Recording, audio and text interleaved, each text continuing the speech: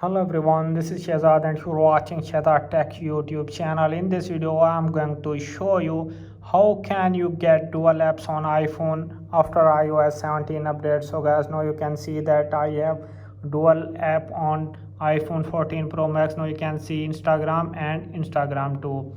It's not possible to have a dual app or dual Instagram app or dual any app. So if we want to get a dual app on iPhone, firstly this is a app, Instagram app, and if you want to create a dual app on iPhone, firstly you can tap on Safari browser.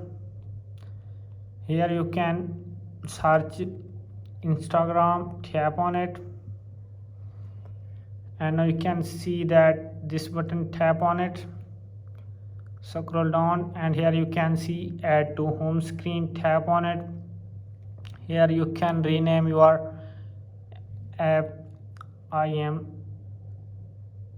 writing this Instagram 3 and tap on this add button, and now you can appear on the screen. Instagram 3 is added on the home screen. So guys, I hope this video is helpful for you. If this video is helpful for you, then you subscribe my YouTube channel and press the bell icon for upcoming videos. Thanks for watching.